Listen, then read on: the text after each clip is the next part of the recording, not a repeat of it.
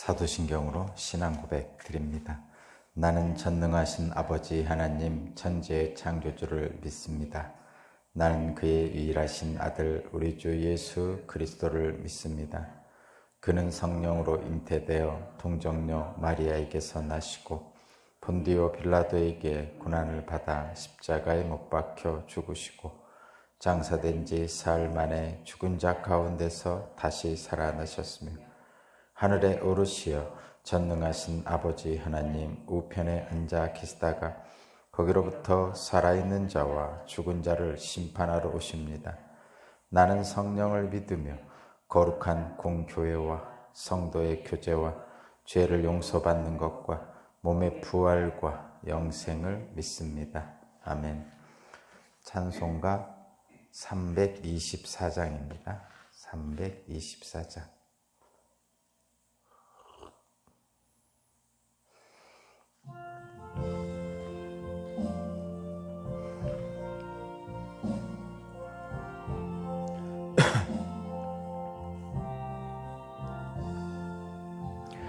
예수 나를 오라 하네 예수 나를 오라 하네 어디든지 주를 따라 주와 같이 가려네 주의 인도하심 따라 주의 인도하심 따라 어디든지 주를 따라 주와 같이 가려네 겟세마네 동산까지 주와 함께 가려 하네 피땀 흘린 동산까지 주와 함께 가려네 주의 인도하심 따라 주의 인도하심 따라 어디든지 주를 따라 주와 같이 가려네 심판하실 자리까지 주와 함께 가려 하네 심판하실 자리까지 주와 함께 가려네 주의 인도하심 따라 주의 인도하심 따라 어디든지 주를 따라 주와 같이 가려네 주가 크신 은혜 내려 나를 항상 돌보시고 크신 영광 보여주며 주와 함께 가려네 주의 인도하심 따라 주의 인도하심 따라 어디든지 주를 따라 주와 같이 가려네 아멘.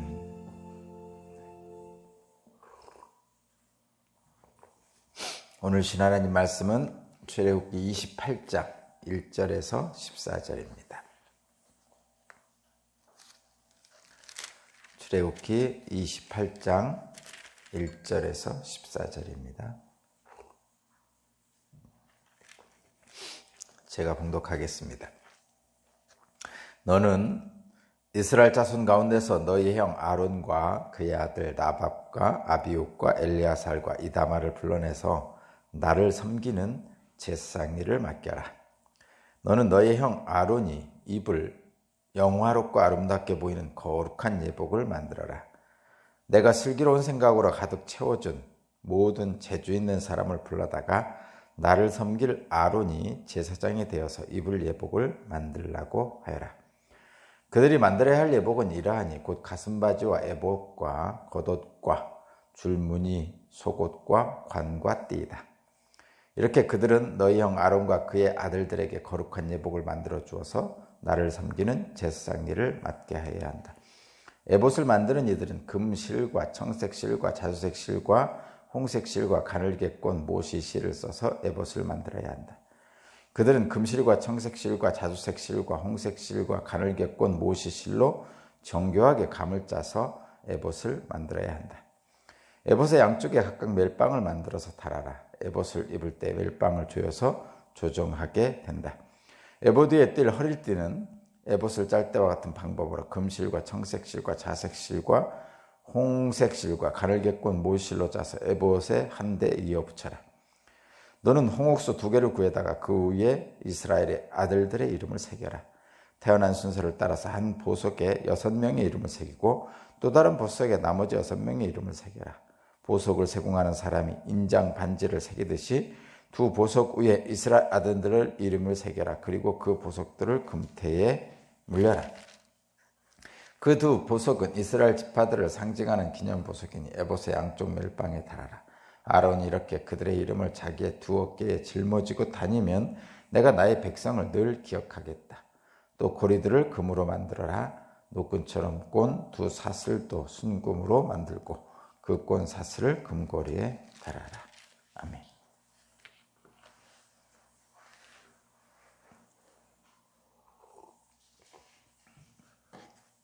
오늘 말씀의 제목은 거룩한 직분,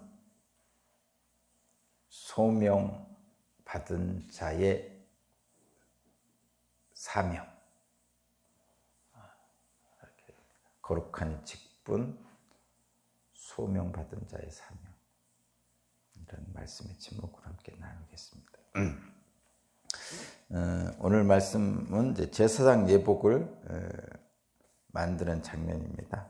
내일 또 있고 모레도 또 있는데 제사장 옷은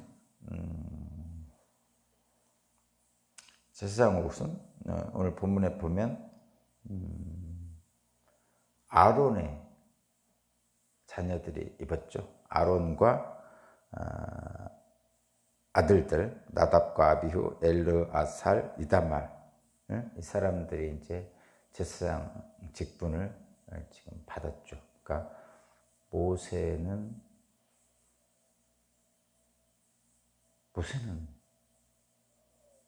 아무것도 아니죠.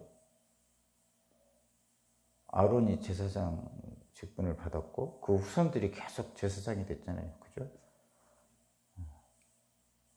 그러니까 성막이 있고 성전이 있는 한은 제사장이 계속 아론의 후손들이 했습니다. 모세는 뭐를 했나요? 말씀을 맡았죠. 하나님의 입을 대언했잖아요. 그죠? 그리고 아론은 모세를 보좌하고 보좌했죠. 모세가 못하는 것. 모세가 말이 어눌하니까 아론이 대신 말해주기도 하고, 그죠? 그래서 아론은 하나님 일을 하는 예식, 의식, 성전의 일, 이런 것들을 이제 아론이 했던 것이죠. 그래서 모세는 하나님 말씀을 맡은 자, 대언자, 예언자, 하나님 말씀을 맡은 예언자 역할을 했고, 아론은 제사장의 역할을 했죠. 그렇습니다. 굳이 나눈다면 그런 거죠. 근데 이제 모세가 뭐를 했느냐 이렇게 생각해 보면 별로 없고 그 후손들도 없잖아요. 그죠?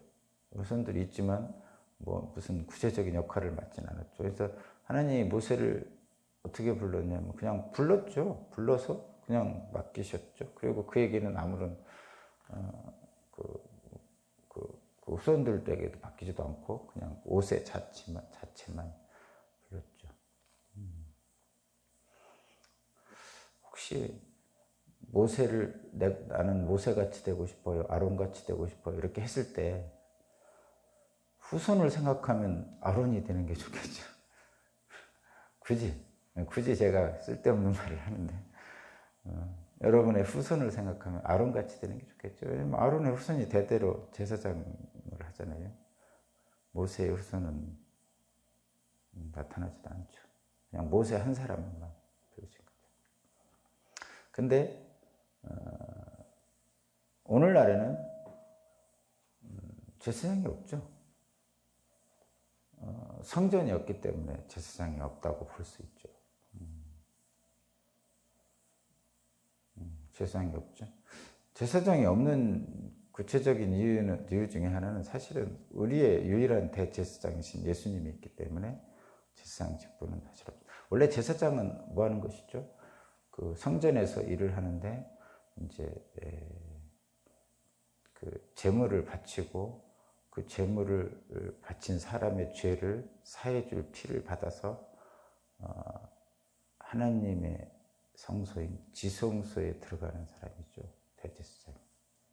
그래서 하나님께 인간의 죄를 사해달라고 대표로 들어가는 사람이에요. 인간은 못 들어가기 때문에 다른 인간들은 죄 지은 인간들은 하나님을 직접 대면할 수 없기 때문에 그 유일하게 하나님의 지성소에 들어가서 인간의 죄를 사해달라고 하나님께 이렇게 간구하는 사람, 요청하는 사람입니다. 그것이 대제사장의 일이었죠. 근데 그 일을 지금은 신약성경 예수님이 오신 이유는 예수님이 하셨죠. 예수님이 하셨고 옛날의 대제사장은 그것을 매년 한다든가 또는 어떤 죄 지은 일을 사해줄 일을 한다든가 이럴 때 했는데 이제는 예수님께서 그 모든 그 매년 하는 일들을 십자가의 그 사건으로 인해서 한꺼번에 다 하셨죠. 그래서 그것을 단번에 하셨다 그런 표현합니다. 옛날에 해야 될 제사장 일들을 매년 해야 되는 제사장 일들을 단 한 번에 예수님 자신을 제물로 바치면서 그러니까 옛날에는 동물을 제물로 바쳤잖아요. 근데 이제 예수님 당신 자신을 제물로 바치면서 단 한 번의 제사로 끝내신 거죠. 그래서 저와 여러분은 그렇게 단 한 번의 제사로 그 인간의 죄를 전체를 매년 사할 죄를 전체를 사하게 만드신 십자가의 예수를 믿으면 더 이상 제사를 지낼 필요가 없죠. 그래서 우리가 지내는 예배는 우리를 산제물로 드리는 이 예배는 예수 그리스도에 대한 은혜에 감사한 예배죠. 감사 예배, 찬양 예배죠. 보통 그 믿음을 그 예수 그리스도를 통해서 주신 십자가의 그 보혈의 은혜를 감사하는 감사 예배죠. 그래서 우리 자신을 산제물로 드린다. 나는 예수님께 속해 있습니다. 라는 의미의 예배를 드리게 되는 겁니다. 어쨌든 지금은 이 대제사장의 이런 직분은 없습니다. 구체적으로 하나 더 첨가하면 구약 성경에서는 그 하나님의 기름을 부음받은 자로 제사장과 예언자와 왕이 있잖아요. 그죠? 거룩한 기름을 부음받은 자, 하나님의 성령이 임한 자라고 하죠. 보통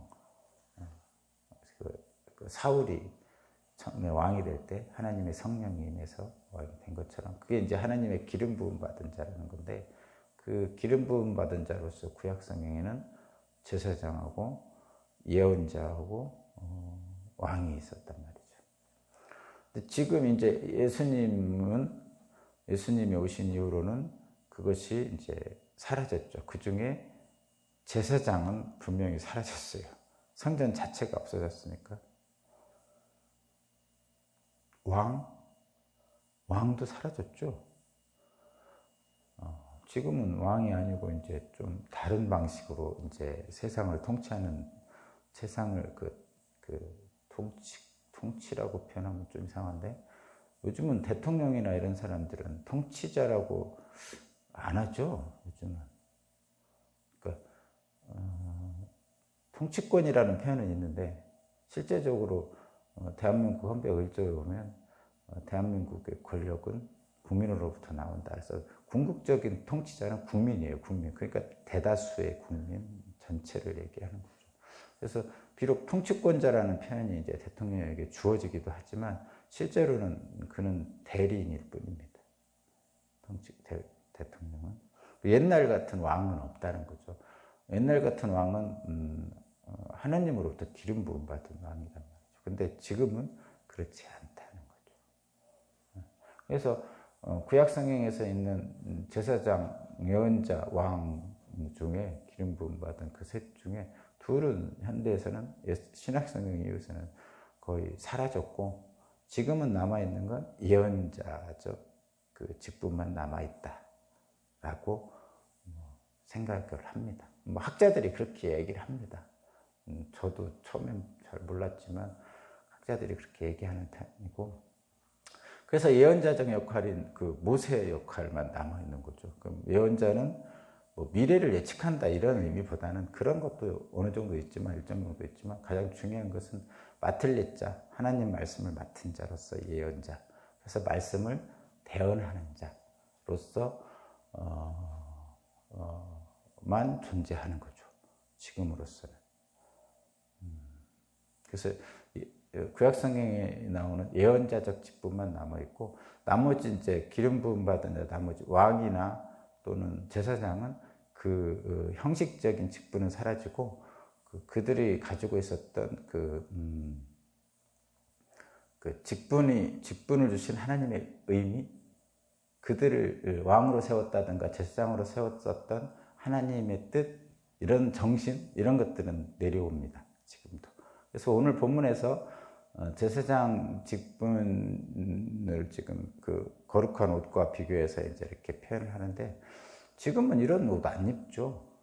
다만 지금도 이렇게 그 거룩하게 구별됐었던 제사장의 그 제사장을 허락하신 하나님의 뜻, 하나님의 마음, 하나님의 정신은 지금도 이어져 있다는 거죠. 그래서 가끔은 성직자라는 표현을 우리가 쓰는데, 카톨릭의 신부나 뭐 절의 스님이나 또는 우리 목사님들을 그렇게 성직자라고 표현하고, 특별히 우리 기독교에서는 이제 목사님들을 성직자라고 표현하면서 제사장이다 이렇게 가끔 표현하는 분들이 있죠.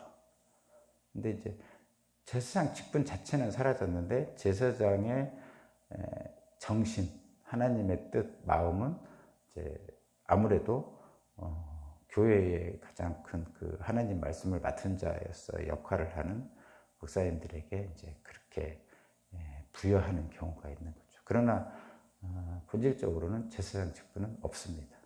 다만 과거의 제사장의 정신과 하나님의 뜻과 마음이 오늘날에도 이어지고 있는 것이다, 이렇게 생각합니다. 그러니까 형식은 사라졌지만 그 내용적 의미는 아직도 면면히 이어져 오고 있는 것입니다.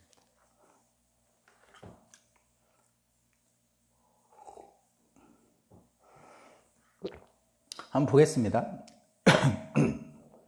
제사장 옷, 거룩한 예복, 그렇게 기록하고 있죠. 2절 보니까 거룩한 예복이라고 써 있죠. 그러니까 그렇게 해서, 그런데 이 거룩한이 뭐냐면, 거룩한 예복이라는 건 뭐 그냥 옷인데, 뭐 어떤 예식에 쓰는 옷을 예복이라고 그러잖아요. 그죠? 뭐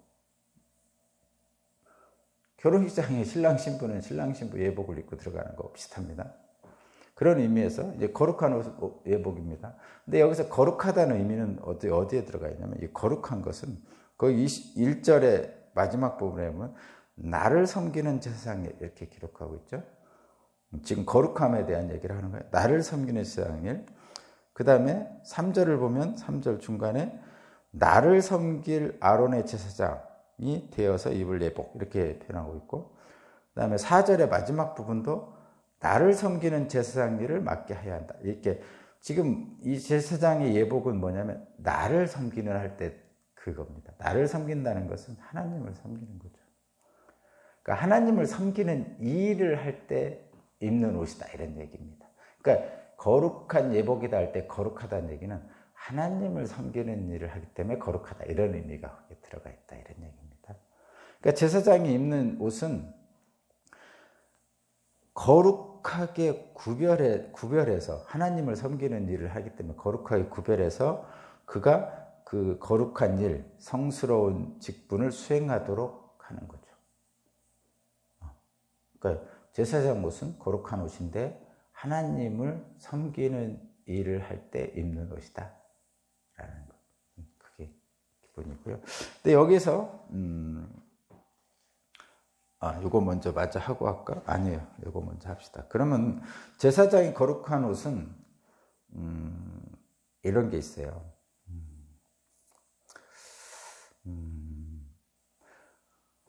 루터 종교개혁자 루터가 루터 목사님이 만인 제사장이라는 것을 말씀하셨어요. 이게 제가 거듭 말씀드렸지만 옛날에 얘기하는 제사장은 없어졌다고 그랬잖아요. 예수님 이후로.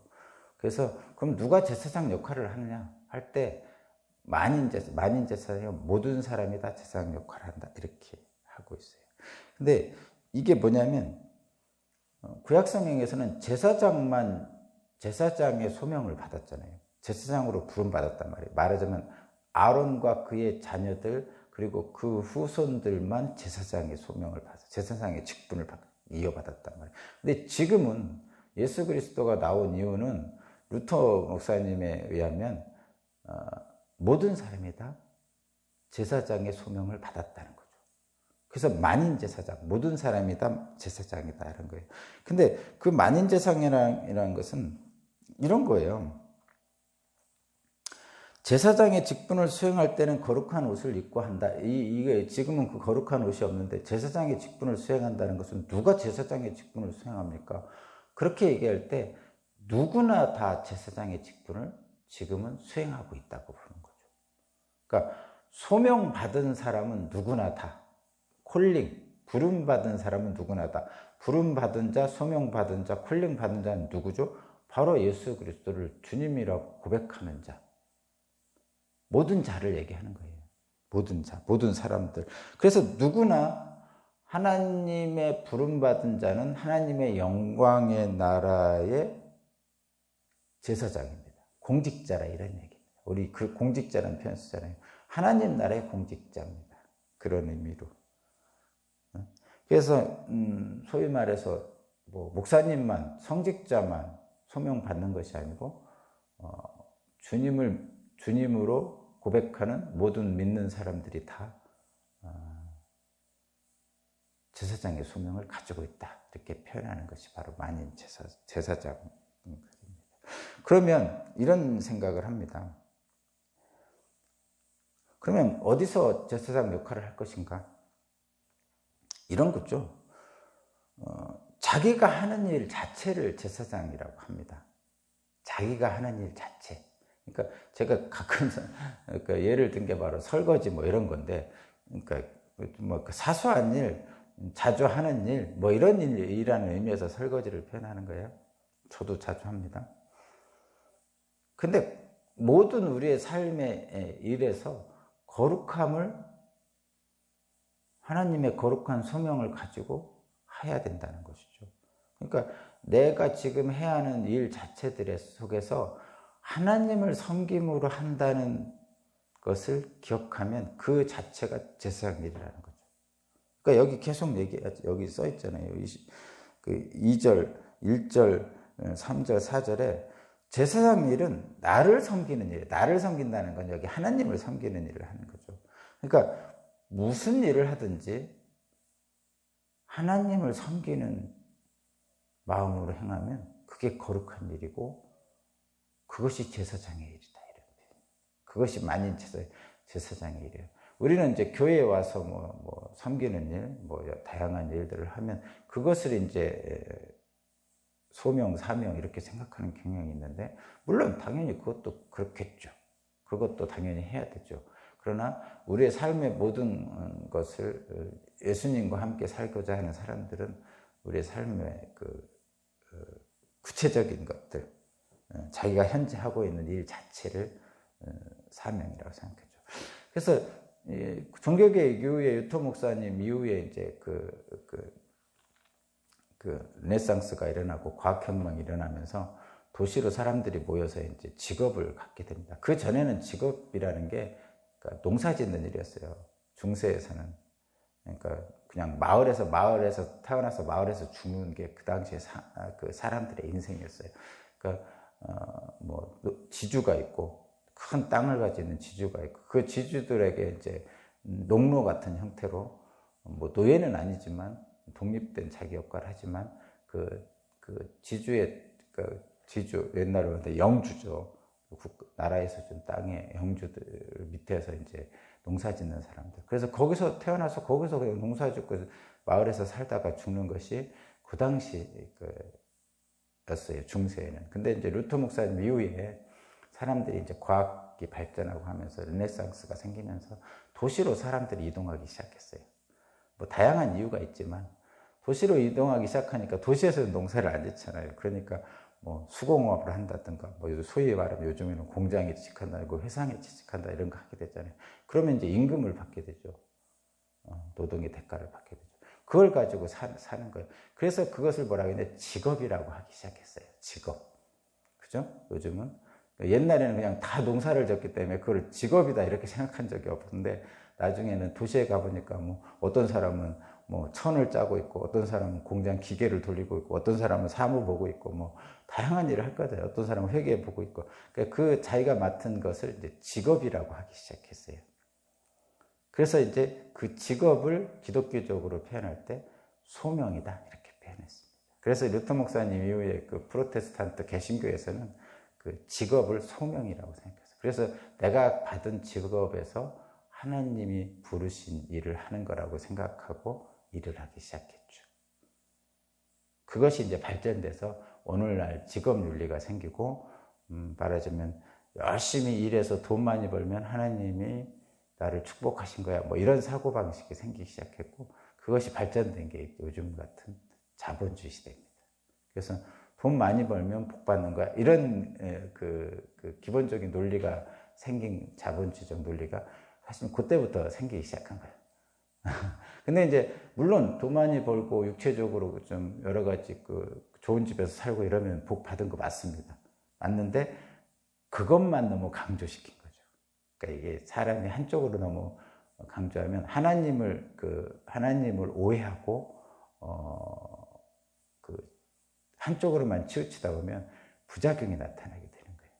근데 물론 하나님이 당연히 물질적인 복을 주시죠. 가나안 땅을 주셨으니까 족과 꿀이 흐르는 땅 당연한 건데 그쪽으로만 강조되는 것이 지금 자본주의 사회다 이런 얘기예요.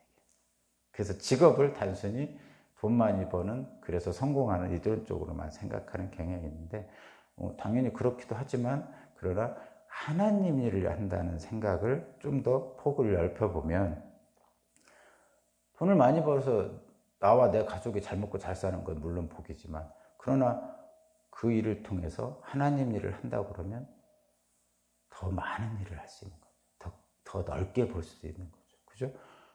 내가 만약에 설거지를 하면 설거지를 통해서 내 가족들이 도움을 받는 거죠.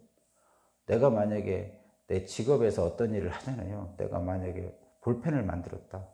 그러면 볼펜 만들어서 내가 이익을 봐가지고 월급을 받아가지고 내가 내 가족과 잘 사는 것만 있나요? 아니죠.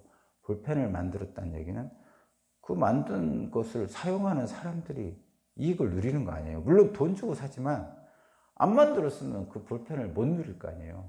자동차도 마찬가지죠. 내가 자동차 노동자로 기아 자동차나 현대자동차 가서 일해서 만들었어요. 그럼 나는 그 만든 노동자로서의 월급을 받아서 내 가족들 먹여 살리고 나도 여행도 가고 뭐 먹고 외식도 하고 이렇게 살죠. 근데 그 자동차를 만들어 놨기 때문에 그 자동차를 사용하는 사람들이 있잖아요. 물론 그 사람이 자기 돈을 주고 샀지만 자동차가 없었으면 못 누릴 거를 누리고 있는 거죠. 그러니까 이 직업윤리라는 게, 직업이라는 게 하나님이 주신 소명이라고 루터 목사님 때 종교개혁자들이 생각했던 것은, 물론 그것을 통해서 내가 잘 먹고 잘 살고 성공하는 것도 있지만, 그것이 하나님의 축복으로 있지만, 내 직업을 통해서 사회에, 하나님이 주신 이 사회에 다른 사람들과 함께 기여하고 살 수 있다는 것을 얘기하는 거예요. 그래서 이 직업을 소명이라고 하는 거죠. 그래서 소명 속에서 직업윤리가 나온다. 그것이고, 그 만인자세상 얘기하면서 각자 자기를 온전하게 하는 것, 하나님을 섬기는 마음으로 하면 제사장 역할을 하는 거다, 이런 것이고, 또 하나는 이제 이런 것이 있어요. 그 가끔가다 이제 신앙이 좋은 분들이 목사님이 데려가는 경우가 있거든요. 그 신학교를 보내는 경우. 그리고 신앙이 좋은 분들이 이제 자녀들을 또 목사님 되게 하려고 신학교를 보내는 경우가 있죠. 이런 경우에 어떻게 해야 되느냐 고민을 해보죠. 저 자신도 이제 제가 좀 늦게지만 신학교 가가지고 목사가 됐으니까. 그럴 때 명심해야 될 것이 하나 있습니다. 여기 좀 하나 읽어드리면 이런 거예요. 참고하라고 말씀드리는 거예요. 이거는 스펄전 목사님이라는 분이 있어요. 유명하신 분이죠. 이분이 자기 교회에서 목사 지망생이 생기면 목사가 되지 말라고 먼저 얘기한다고 그럽니다. 그런데 아무리 말려도 기어코 목사가 되지 않고서는 살 수 없다고 고백하면 그때 가서야 비로소 소명감을 알려줬대요. 그러니까 거룩한 소명, 부르심에 대한 의미를 가지라고 얘기 알려줬대요. 그래서 확실한 소명이 있는지를 그렇게 확인한 후에 목사가 되는 길을 지원하고 후원해 줬다고 합니다. 그러니까 이런 것이죠. 이 소명감이라는 것은 거룩한 소명감, 뭐 이렇게 거룩한이 꼭 들어가지만 소명 자체가, 부르심의 자체가 이런 느낌을 가져야만이 이 예언자의 길, 목사의 길을 갈 수 있다는 거예요. 말하자면 이 길이 아니면 나는 죽을 것 같아요.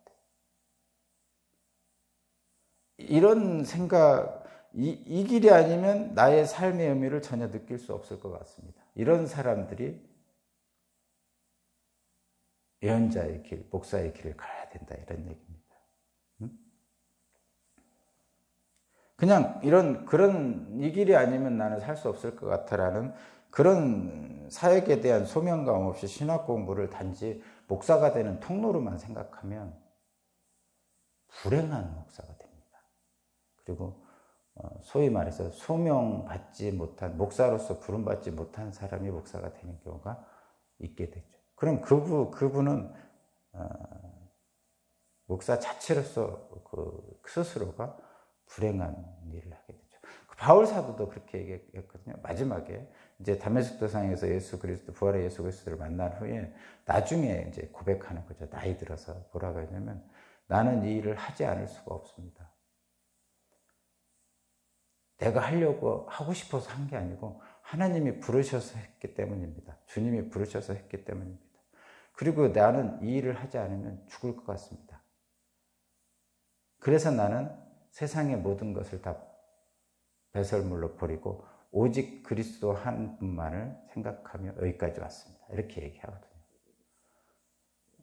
그렇지 않고서는 그만큼 어려운 길이 있고 또 스스로에게도 잘못되면 굉장히 고통스러운 길이기 때문입니다. 참고로 좀 들으시고, 마지막 여기 밑에 에봇은 간단한 거니까 그 5절부터 14절까지 되어 있지만 에봇을 만드는 방법이 쭉 있는데 하나만 보면요, 에봇은 제일 바깥에 입는 옷이에요.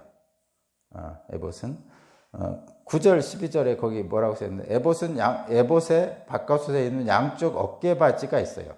양쪽 어깨바지에 이스라엘 12지파 이름을 새긴 호마노 보석 2개를 한쪽 시계 붙여갑니다. 이렇게 여기 겉에 있는 옷에 이렇게 있는데, 여기에 이쪽에 6개, 이쪽에 6개에서 보석을 붙인다 이런 얘기입니다. 응? 이렇게 거기 한번 볼게요.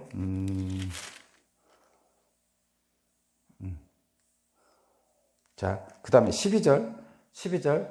그 두 보석은 이스라엘 지파들을 상징하는 기념 보석이니 에봇의 양쪽 멜빵에 달아라. 이렇게 달으라는 얘기죠. 그리고 아론이 이렇게 그들의 이름을 자기의 두 어깨에 짊어지고 다니면 내가 나의 백성을 늘 기억하겠다. 이게 그런 의미입니다.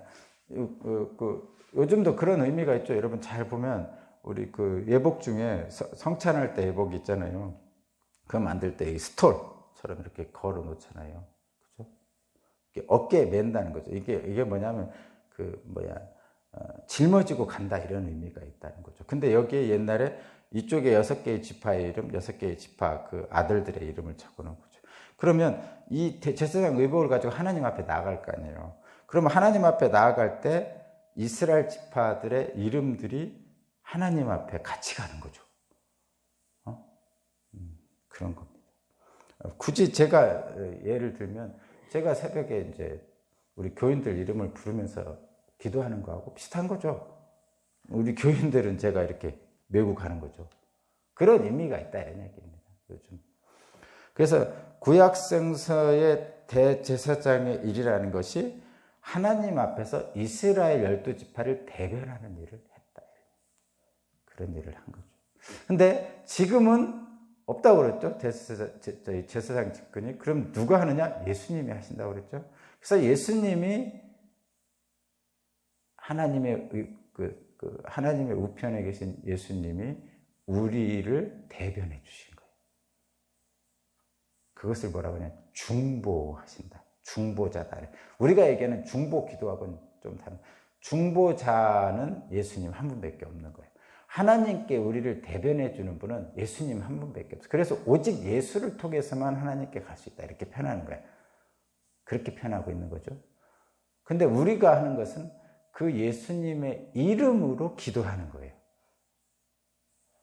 그래서 예수님의 중보자이신 예수님의 이름으로 기도하면 예수님이 그것을 받아서 하나님께 전달해 주는 이런 의미예요.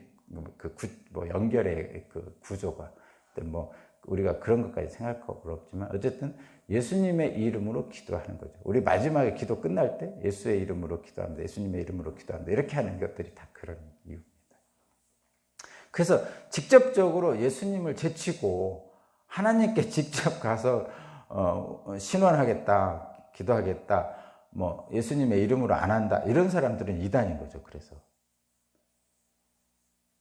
이단인 거예요. 예수님의 이름으로 기도하지 않으면 중보자는 오직 우리는 예수님을 통해서만 가능하다 이런.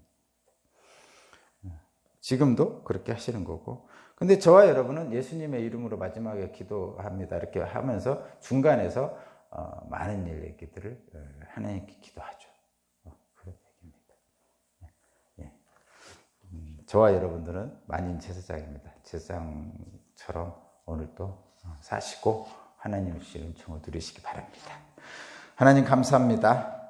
왕같은 제사장을 나에게 맡겨주셨으니 주님의 몸된 교회와 나의 삶의 주변에 있는 모든 것들을 잘 섬길 수 있도록 주님께서 이끌어 주시고 이 직분이 무거운 짐이 아니고 하나님의 영광을 누리는 영화로운 직분임을 알게 하시고 거룩한 하나님의 자녀로서 오늘 하루도 당당하게 담대하게 든든하게 나아가 승리하게 해 주옵소서. 내가 먼저 사랑하고 내가 더 사랑하겠습니다.